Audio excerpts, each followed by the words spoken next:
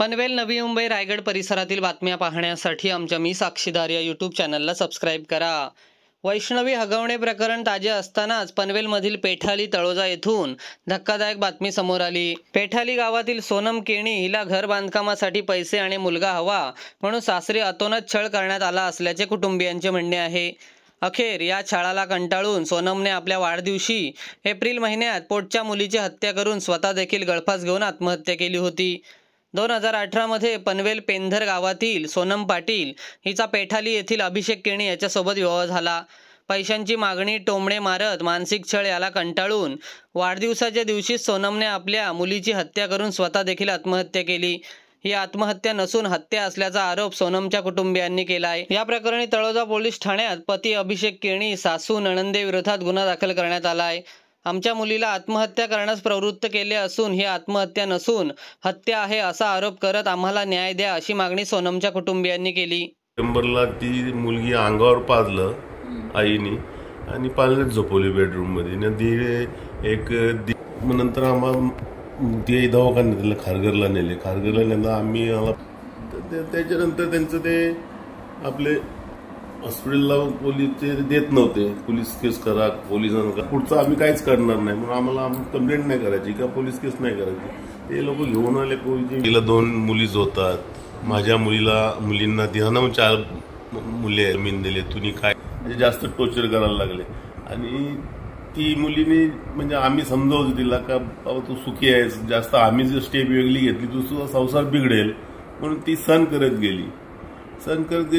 मला 6:15 दरम्यान फोन आला त्यांच्या गावातल्या चुलत्याचा, मी गलपास घेतलाय। तर मी पटकन साईटवर होतो, तिकडे उसटण्याला मला यायला 1 तास उसटणं म्हणजे आई त्यांना म्हणजे गलपास घेऊन समाप्त झालत्या तरी सुद्धा जाणून त्या हॉस्पिटलला पळव असेल मुलगीला पण केलं तिनेच असं त्याही वाचवलं। ती जो काय भले जातं आत्महत्या सुसाईड नोट पण तिची सोबत होती, पण त्या सुसाईड नोटवर ते म्हणजे आत्महत्या केली अशी दाखवलं वाचवलं। आणि माझी बहीण सोनम अभिषेक केणी हिची 24 एप्रिल रोजीची एक्सपायर झाली। त्या माझी बहिणीचं म्हणजे फक्त मुलगी नको मुलगा पाहिजे ह्या गोष्टीने जीवहानी झालेली आहे। कारण अक्षरशः तिच्या सेकंड बेबीज आहे। त्या टायमिंगला त्याची चान्स घेतली, त्यावेळेला 1-1.5 वर्ष तिच्या मुलगा व्हायसाठी ट्रीटमेंट चालू होती की मुलगा व्हायसाठी ट्रीटमेंट, आणि त्यांना कन्सिव्ह व्हायसाठी 1.5 वर्ष लागलं। तिच्या काय झालं होतं, जेव्हा ती ट्रीटमेंट चालू होती तेव्हा सकाळी 10-10:30 वाजता ते खिचडी भात किंवा काय फ्रूट ते पपयास फक्त खायचं होतं ते खायची, आणि 10-10:30 वाजता ते डॉक्टर बोलवायचे आणि तिच्या मांडीवर इंजेक्शन द्यायचे, आणि दुपारी परत घरी पाठवायचे। परत जेवण वगैरे झालं की 4-4:30 वाजता जायचं, नंतर डबल दुसऱ्या मांडीवर इंजेक्शन द्यायचे। अशा पण मला खूप त्रास होतोय, ठीक आहे राहू दे, जर एकदा कन्सिव्ह झाला मुलगा तर सुटून जाईल मी अशा पद्धतीने। ते भगत आणि ब्राह्मणांचं तर त्यांना खूप जास्त वेळ होतं, खूप अंधश्रद्धा। कारण तिची बहीण सांगायची की मुरबाड साईडला कुठे वणी, नाशिक अशा बऱ्याच ठिकाणी तिला फिरवलं, आणि ती घाबरायची, सांगायची आल्यावर खूप जंगलात आहे, खूप आतमध्ये जंगलात नेतायत, मला भीती वाटते जायला। तर आम्ही म्हटलं की तुला नाही सहन होत तर तू बोल ना की नको हे ट्रीटमेंट, मला नाही सहन होते, मला आवडत नाही अंधश्रद्धा, ब्राह्मण भगत वगैरे। तर म्हणतात की नाही, कुठे तुला रेग्युलर करायचं, एकदा मुलगा झाला की कुठे आपल्याला नेहमी जायचंय, मुलगा झाला की नंतर बंद करूया आपण ही ट्रीटमेंट आणि अंधश्रद्धा ब्राह्मण वगैरे। मग तिचं सासू आणि नवऱ्याच्या पुढे काही चालतच नव्हतं की ठीक आहे ना, नेतायत तर आपण जावं पाठीपाठी। पण ती खूप कंटाळली होती या ब्राह्मण भगत आणि डॉक्टर ट्रीटमेंट ह्यासाठी, मुलासाठी खूप म्हणजे तिला त्रास दिला की मुलगा व्हायलाच पाहिजे। तिच्या सासूचं नेहमी की माझ्या मुली 4 आणि माझा भाऊ एकटाच आहे, मग त्याला मुलगा व्हायलाच पाहिजे ना, त्याचा वंश वाढायलाच पाहिजे ना, त्याच्यासाठी फक्त मुलगा हवाय हीच असायची तिची। आणि हे म्हणजे आत्महत्या मला तर नाहीच वाटत आहे, ऍक्च्युली हे सर्व त्यांनी बनावट करून तिची हत्याच घडवून आणली, कारण त्यांना मुली नको होत्या। पहिली पण मुलगी झाली, ती 4-4.5 वर्षाची होती, देवांश्री केणी, आणि आता दुसरी 2-2.5 महिन्याची मुलगी सुद्धा अचानकशी दूध प्यायली आणि पाळण्यात सासूनी, त्यावेळेला पण सासूनीच पाहिली का तिची डेट झाली म्हणून, सासूच तिला सांगत आली की बाळ डेट झालंय, त्यावेळेला पण तिने नव्हती पाहिली, सासूच बघत आली। आणि मला तिथे पण संशय वाटतोय का मुलगी दूध प्यायली, खेळली आणि अचानक पाळण्यात कशी जाऊ शकते। आतापर्यंत अशी केसेस मी नाही पाहिलेले आहेत। तो पण संशय आहे का त्यांनी माझ्या बहिणीची आणि त्या मुलींचं दोघींचं माझ्या बहिणीचं अस्तित्वच संपवलंय। म्हणजे आता कसं झालं, त्यांच्या स्टेटमेंट एकदम चुकीच्या यावं लागल्या। एकदा तिची सासू सांगते की मी आजूबाजूवाल्यांना बोलवली आणि मग तिला उतरवली, दुसऱ्या दिवशी नवरा सांगतोय का मी साईटवरून आलोय आणि मग उतरवली। तिला. म्हणजे स्टेटमेंट एकाची पण खरीखुरी नाहीये. सगळे चुकीचे सांगतायत आणि 4-4:30 वाजता आजूबाजूचे लोक सांगतात की 4-4:30 वाजता हे सर्व प्रकार घडले आणि माझ्या पप्पांना आम्हाला 6, 6:15 या दरम्यान फोन यायला लागले. मग 1.5 तास त्यांनी का लेट सांगितला?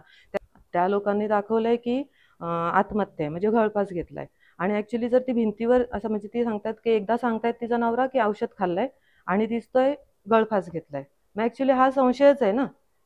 तुम्ही सांगताय की औषध खाल्लंय आणि पोस्टमॉर्टम मध्ये औषध कुठेच नाही आणि गळफास आहे. मग तो प्रकार, आणि ते समोरून अजून समोर आम्हाला माहितीच नाही का त्या दिवशी नेमकं घडलंय काय. ऍक्च्युली ते समोर आलेच नाही. 4-5 दिवसानंतर ते फरार झालेत आणि अजूनपर्यंत पोलिसांनी त्यांना पोलीस कस्टडीमध्ये घेतलं सुद्धा नाही. पोलिसांना एवढा वेळ का लागतोय? वैष्णवी ताईचे जर आरोपी 2 दिवसात सापडतायत, तर हिच्या आरोपींना 1 महिना का लागलाय पकडायला? कुठेतरी कमी पडतायत ते. पोलिसांना राजकीय दबाव असेल, कोणत्याही प्रकारचा दबाव असेल असं मला वाटतंय, की 1 महिना होतोय की ते सापडत नाही अजून आरोपी. हा, सोनमने मला जेव्हा मुलगी झाली ना, 1 महिन्यानंतर मला फोन, म्हणजे मी फोन केला चौकशी करण्यासाठी.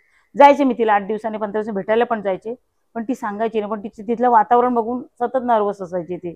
तिने फोन केला मला की विचारलं की नानी कुठे ट्रीटमेंट करता येईल का मुलासाठी? म्हटलं असं का विचारते तू? तर काही नाही बोलली. शी बोलता असं कसं झालं, असं तिने शब्द उच्चारला माझ्यासमोर. मी पण थोडीशी विचार पडली की मुलगी आताशी याच्या सेकंड नाही झालं तर का अशी नर्वस पडली. संशय वाटते मला. मी पोलिसांना म्हटलं की तुम्ही डायरेक्ट आमची स्टेटमेंट घेतली ना, तर माझी छोटी जाऊची मी समोरच होती. म्हटलं तिच्या स्टेटमेंट तुम्ही का लिहिलं आत्महत्येचं? तर बोलतो तिने तसं प्रूफच आपल्याकडे तसे. म्हटलं प्रूफ कुठे? आपण अजून डिक्लेअर कुठे झाले की मर्डर केले की आत्महत्या केली? डिक्लेअर आहे ना, तुम्ही डायरेक्ट स्टेटमेंट असं का टाकता ते? असं पोलिसांनी मला मागणी काय, आता आमचं म्हणणं आहे त्यांना तुम्ही शिक्षा झालीच पाहिजे त्यांना. आता पोलिसांना मी प्रश्न, पोलीस मला विचारतात की तुम्ही काय वकील होऊन आलेत का माझ्याकडे? म्हटलं सर तसं नाही, आम्हाला समोरून प्रश्न विचारते लोक, म्हणून मी तुम्हाला क्वेश्चन केले. म्हटलं मग तुमची अपेक्षा काय मी उत्तर द्यावं? तर ते स्टेटमेंटमध्ये बरंच टाकलं. म्हणजे जे नाही ते स्टेटमेंट टाकू नका, हे की नाही. तिची हत्या झाली आहे की आत्महत्या केली हे आपल्याला माहीत नाहीये, हे की नाही. मग सर मी म्हणजे माझ्या मुलीला 2020ला पहिली मुलगी झाली. पहिली मुलगी झाल्यानंतर तर ते थोडं बहुत सासरची मंडळी नाराज होती का मुलगी झाली. 2023 पासून त्यांची स्टेटमेंट चालू झाली. कुठं तांत्रिक मांत्रिक इकडे तिकडे भक्तांकडे, डॉक्टरांकडे, आणि मला सांगायचे की इकडे जायला लागतं तिकडे जायला लागतं. जाते नेतात, जा मी बोलतो डॉक्टरांकडे भक्तांकडे. तर ते मला हे केल्यानंतर कालांतरी 2024ला तिला दुसरी मुलगी झाली. दुसरी मुलगी झाल्यानंतर तिला जास्तच त्यांचं सासू, तिची नंदन, मिस्टर हे जास्त तिला त्रास द्यायला लागले. त्रास द्यायल्यानंतर ती घरी येऊन सांगायची का आम्हाला त्रास देतात, हे देतात. त्यांच्या पोरीला जास्त टॉर्चर करायला लागले का तुझ्या घरून ना काय आणलाय? माझ्या मुलींना मी 5-5 एकर जमीन दिली चौघींना, तुझ्या बापाकडनं पण घेऊन ये काहीतरी 20-25 लाख रुपये घेऊन जा, आपला घर बांधकाम बाकी आहे. तर तिने माझ्या मोठ्या 2 नंबर मुलीला येऊन सांगलं का असे बोलतो पप्पांकडनं आपण मागायचं बरोबर नाही, एवढा मोठा कुटुंब चालवतात पप्पा. माझ्या कानावर त्याची लेट घातलं, पण मी त्याच्यावर लक्ष न दिलं. ह्या 20-25 लाखामुळेच माझ्या मुलीचा जीव गेलाय हे मी आवर्जून सांगतोय. आतापर्यंत मी एक मेला मला वाटतं तक्रार केली पोलिसांना सर. आता 1 मे पासून ते आले पोलीस, आम्ही गेल्यानंतर सांगतात आमचा तपास चालू आहे, 2-2 टीम आम्ही लावल्यात. आणि त्याच्यानंतर त्याही मला वाटतं 15 का 14 एप्रिलला त्यांना 4 बहिणींना त्यांच्या जामीन पण झालं पनवेल कोर्टात. आणि आता 26 तारीख होती, हायकोर्टात ते गेले होते. 26 तारखेला पण त्यांचा जामीन फेटाळलाय. 26 तारखेला त्या मुलाचा आणि त्याच्या आईचा. आता ती 5 तारीख दिलेली आहे. पोलिसांचा तर म्हणजे पोलीस सांगतात का आम्ही तपास आमचा चालू आहे. हे मी 24 एप्रिलला तिचा वाढदिवस होता, त्याच दिवशी मला फोन आला संध्याकाळी 6:15 दरम्यान का त्यांच्या म्हणजे चुलत भावाने फोन केला का सोनमनी गळफास घेतलाय. गळफास घेऊन सोनमला आम्ही खाली घेऊन हॉस्पिटलला चालू आहे. आता 10-15 मिनिटांनंतर दुसरा फोन आला का नाही त्या लहान मुलीला पण तिने मारले, असं मला फोन आला त्यांच्याकडनं. पण हे मला संशय वाटतंय, संशय म्हणजे त्यांनी हत्याच केली असं मला वाटतं. कारण त्यांनी आम्हाला 4:30ला त्यांच्या घरात गोंगाट झालेला होता.